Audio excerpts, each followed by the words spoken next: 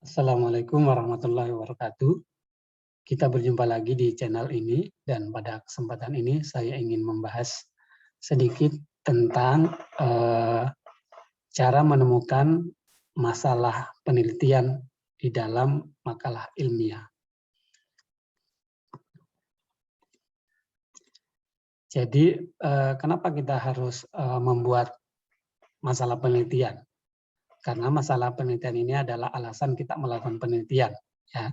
Jadi kalau kita enggak ada masalah penelitian, ya buat apa kita melakukan penelitian, ya kan? Jadi ketika kita ingin melakukan penelitian, maka yang pertama, ya apa alasannya gitu kan? Dan alasannya adalah masalah. Biasanya ada masalah yang ingin diselesaikan. Bukan biasanya, memang ada masalah yang ingin diselesaikan. Oke. Kemudian masalah penelitian itu akan menentukan desain dari penelitian kita, ya apa metodenya, ya apa jenisnya itu ditentukan oleh masalah penelitian tersebut. Oke, dan di mana sih kita menemukan ini? Ada banyak cara ya. Biasanya kita akan berdiskusi dengan pakar, ya pakar di bidang tertentu, ya di bidang yang ingin kita teliti.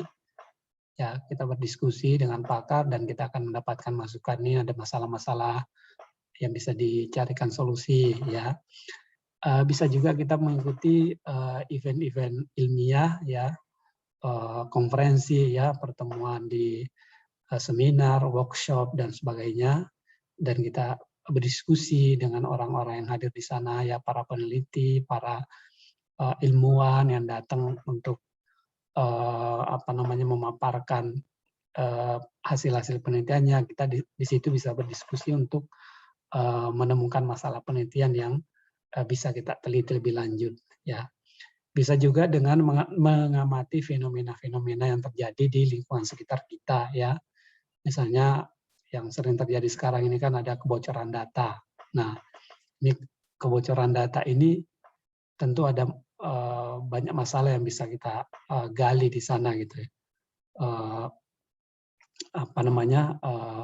Apa penyebabnya misalnya, ya, terus dampaknya apa, itu bisa diteliti, ya. Itu jadi mengamati fenomena yang ada. Terus yang terakhir adalah kita bisa mencari masalah penelitian tersebut dengan membaca makalah ilmiah, ya, yang bermutu, makalah ilmiah yang bermutu, ya. Dan fokus kita di di kesempatan ini adalah membahas itu, ya, membahas masalah penelitian di dalam makalah ilmiah. Nah, ini saya berikan contoh, ya, saya akan berikan beberapa contoh bagaimana kita menemukan masalah penelitian di dalam karya ilmiah, ya, atau makalah ilmiah. Ada 3 bagian di mana kita bisa menemukan hal tersebut. Yang pertama di bagian abstrak, ya, bagian abstrak. Yang kedua introduction. Yang ketiga future work atau conclusion, ya, di dalam biasanya di bagian conclusion. Nah, di sini ada contoh, ya. Saya ambilkan dari sebuah makalah ilmiah. Ini source-nya di bawah ini ada judulnya, ya. Mitigating Denial of Service, ya, karyanya Adaoma Ezenwe dan kawan-kawan, ya. Kalau kita baca abstraknya, biasanya kalimat-kalimat pertama itu belum masalah, ya. Kalimat pertama di abstrak itu biasanya adalah urgensi dari penelitian, ya. Urgensi dari penelitian. Kenapa sih kok membahas DOS? Ini kan judulnya Mitigating DOS, ya. Kenapa membahas DOS? Nah, di sini dibilang DOS attack pose a tremendous risk to organization, karena DOS ini ternyata memunculkan banyak sekali risiko terhadap organisasi, ya. Itu urgensinya, ya. Nah, biasanya di kalimat-kalimat selanjutnya itu kalimat 2, 3, di situ akan kita temukan problemnya, ya. Biasanya kalau kita lanjutkan baca, ya, nih. The attacks have shifted from attacks at the layer 3 and layer 4 to the layer 7 attacks, which are not quickly detectable by firewalls and Atmos IDS. Jadi di sini masalahnya nih, ya. bahwa ternyata serangan DOS itu sudah bermigrasi ya dari layer 3 dan 4 pindah ke layer aplikasi, dan ini ternyata tidak bisa secara cepat dideteksi oleh firewall maupun IDS. Nah, ini masalah ya. Jadi dari abstrak ini kita sudah bisa menemukan masalah penelitian. Dan apa yang diusulkan oleh peneliti terhadap masalah tersebut, ya biasanya ada tulisan in this paper gitu ya. Kami mengusulkan apa gitu. Ya, tapi karena kita hanya ingin mencari masalah-masalahnya, maka di sini di abstrak ini kita sudah menemukan masalahnya ini. Ya. Jadi DOS itu sudah berpindah dari layer 3 dan layer 4 ke layer 7. Dan ini susah ya, untuk cepat dideteksi oleh firewall maupun IDS. Nah, itu kan problem. Sekarang kalau Anda sudah menemukan problem seperti itu, coba dipikirkan kira-kira Anda bisa menemukan solusi enggak ya untuk masalah tersebut. Ya, tentunya dengan membaca lagi literatur-literatur yang lain ya. Jangan solusi yang Anda tawarkan sama dengan solusi yang diberikan oleh autor dari makalah ini gitu.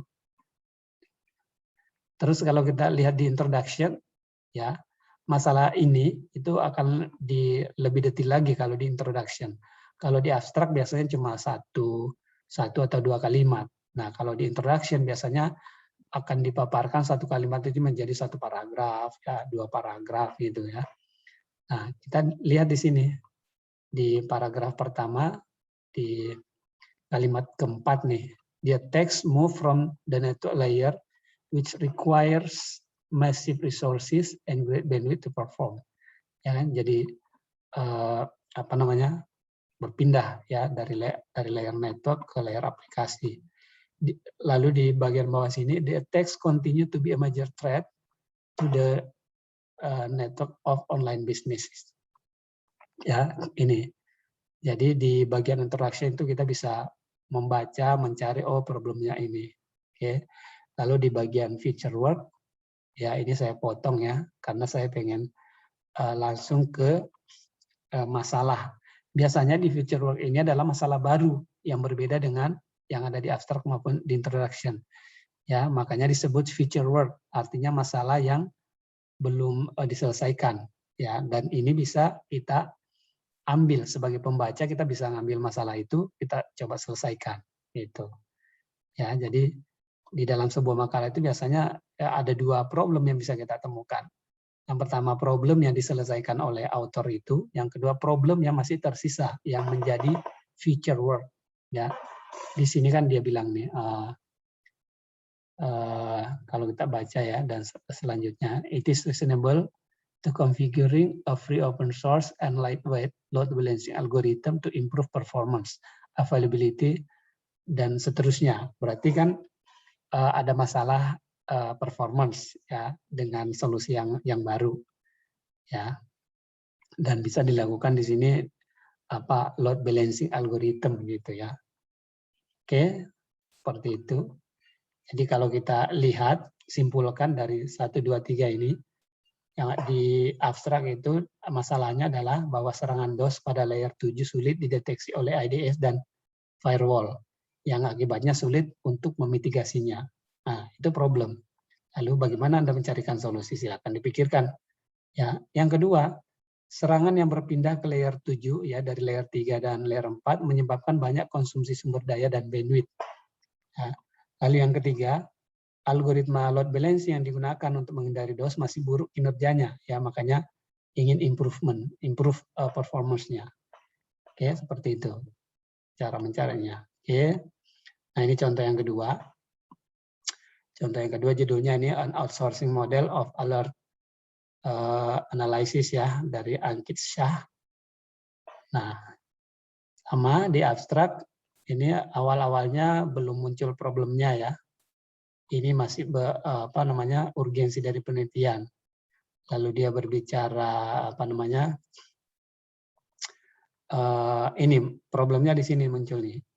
due to ever increasing financial infrastructure burden on a CSOC, driven by the rapidly growing demand of security services, it will become prohibitively expensive to continually expand the size of to meet demand in the future. Ya, jadi ini nih apa namanya, sulit ya untuk mengekspand ukuran dari CSOC ini untuk memenuhi kebutuhan di masa depan. Alternatif solusi yang ditawarkan adalah ini. Oke, seperti ini. Ini ada problem, lalu solusi yang ditawarkan apa. Oke, terus kita lihat di introduction yang lebih ini lagi, lebih detail. Ini, due to financial infrastructure burden, jadi beban finansial dan infrastruktur dan sebagainya. Your CSOC will require establishment time, ya diperlukan waktu dan sebagainya. Lalu di bagian future work, kalau kita baca, nah kita lihat di sini. As part of future research, ya sebagai bagian dari penelitian lanjut, MIP Model 2 can be extended to include an incentive or a constraint for the rotation of analysts.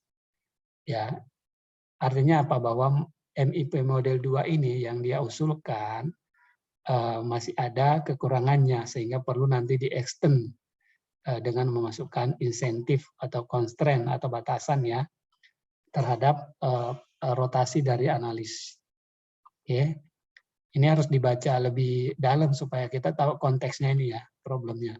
Di sini saya cuma memperlihatkan bagaimana menemukan problem-problem tersebut ya. Walaupun saya nggak begitu tahu ininya ya substansinya, tapi kita bisa menemukan seperti itu. Tentunya ketika kita menentukan topik yang mau kita bahas untuk mencari masalah problem, tentunya dalam masalah-masalah yang memang kita tertarik dan cukup mengetahui ya. Dan ini karena ini hanya contoh, saya cuma memperlihatkan bagaimana menemukan masalahnya. Oke, jadi kalau mau tahu konteksnya ini harus dibaca lebih lengkap. Oke, lalu kalau kita simpulkan masalahnya dari 3 ini, yang pertama, seiring meningkatnya beban infrastruktur dan finansial CSOC ya, Cyber Security Operation Center, karena meningkatnya kebutuhan keamanan, meningkat pula biaya perluasan dari CSOC untuk memenuhi kebutuhan di masa depan, ya kan? Jadi ada peningkatan, yang meningkat pula biayanya. Nah, bagaimana mengatasi masalah tersebut?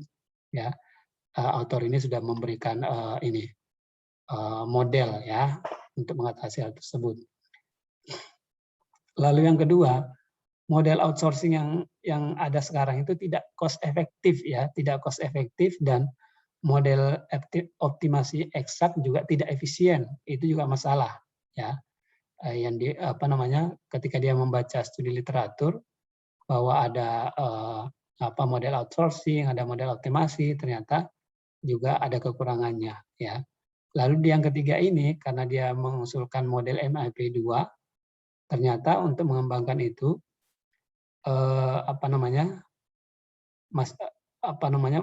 masih ada kekurangan ya di model ini, sehingga akan diperbaiki dengan memberikan insentif atau constraint ya.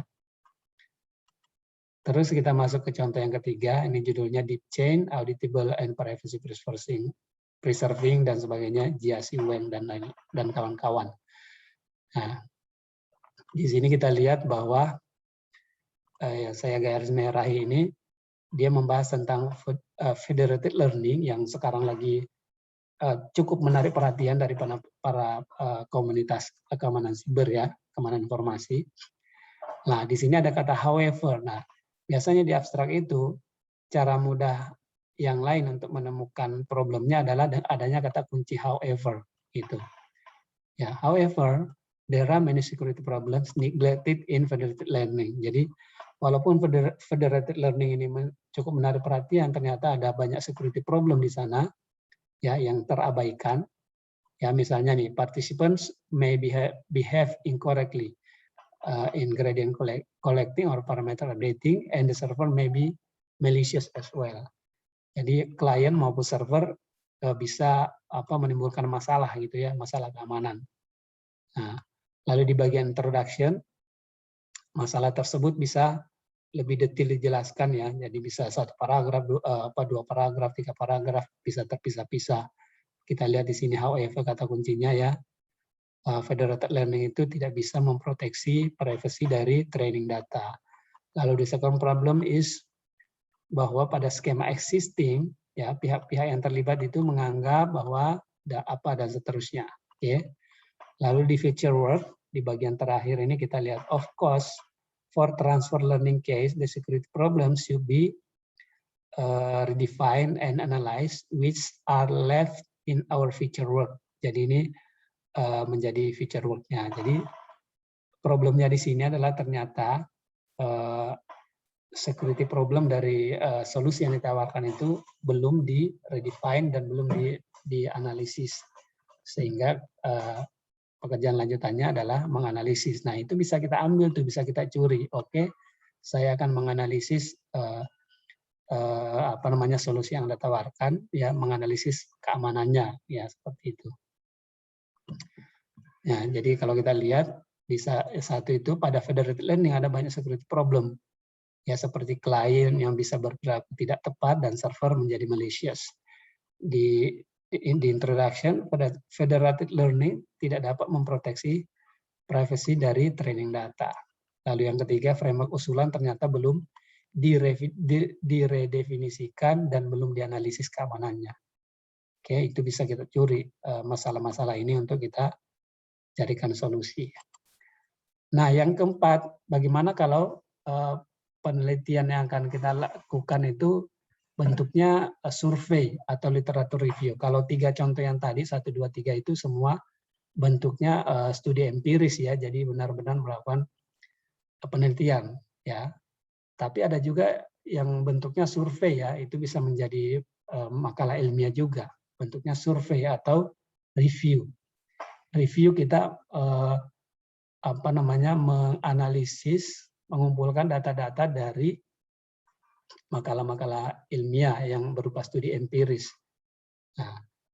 Nah, problemnya apa di sana? Kenapa orang melakukan survei atau literatur? Biasanya karena kekurangan data atau tidak tersedianya data yang dibutuhkan. Misalnya saya pengen tahu algoritma apa sih sekarang yang banyak dipakai di big data security, ya kan?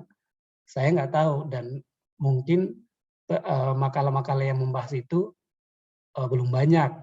Ada mungkin tapi masih pakai data-data yang lama, data yang terbaru belum ada. Ya, jadi itu problem ya. Itu problem. Jadi kalau survei atau review biasanya problemnya adalah tidak adanya data atau kekurangan data. Maka solusinya adalah melakukan survei ya, melakukan survei sendiri atau review untuk mencari data yang diperlukan seperti itu. Ya, demikian cara menemukan masalah penelitian dari makalah ilmiah. Semoga bermanfaat. Mohon maaf kalau ada kesalahan. Terima kasih. Assalamualaikum warahmatullahi wabarakatuh.